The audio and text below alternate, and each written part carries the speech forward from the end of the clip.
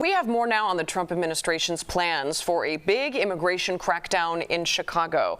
We've learned that as soon as next week, federal forces are expected to descend on the city using some of the same tactics that sparked protests in Los Angeles a little bit earlier this year.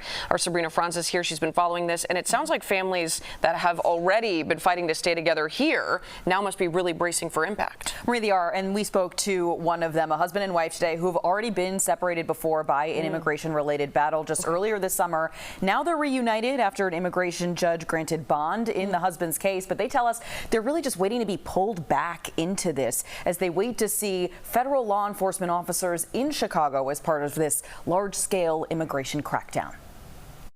He was the best person I knew. Like, he was God-fearing, he was protective, he cared about me and my kids. Cynthia Myers and Shea Abudubamba Fall were broken apart just over a year after getting married.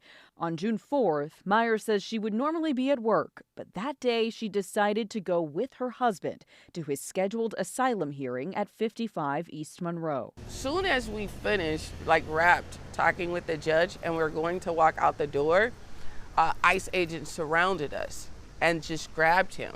And I went to intervene, like, hey, what are you guys doing? And the guy pushed me back, and he's like, hey, don't interfere with a federal crime. They tell us the Senegal native was taken to the ICE Broadview facility temporarily. They got me in this place, we're laying on the floor. Before he boarded a flight to Texas, he says handcuffed. They locked me, hang here, look like a big criminal. Then making an hours-long drive to another ICE facility in Louisiana. The officer asked me, bro, why do you cry? I say, bro, I'm crying because my wife.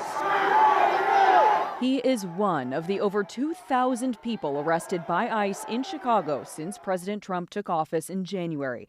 The CBS News Confirmed team analyzed ICE data, which shows as of July 29th, the Trump administration made approximately 8 immigration-related arrests in Illinois daily.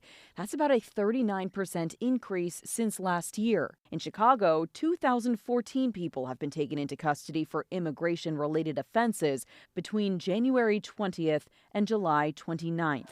Now with news that the administration plans to ramp up immigration enforcement in Chicago as early as next week, families like this one worry about what will happen at their next court dates. That's my biggest fear, that they can do this again, and then who's to say if he can get out this time?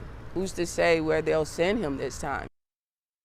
Marie, coming up at 6, we're going to dig deeper into that data, and we did ask both ICE and DHS about those numbers ahead of time. We just heard back from DHS. I want to read some of that for you. They said it's no surprise that criminals are flocking to sanctuary cities like Chicago, where politicians protect them, they say, and allow them to roam free, putting American lives at risk. But then they added, thinking about next week, DHS will go wherever these criminal illegal aliens, they say, are, including Chicago and Boston. So we'll just wait and see what happens there. That we will. Thank you, Sabrina, for following the story.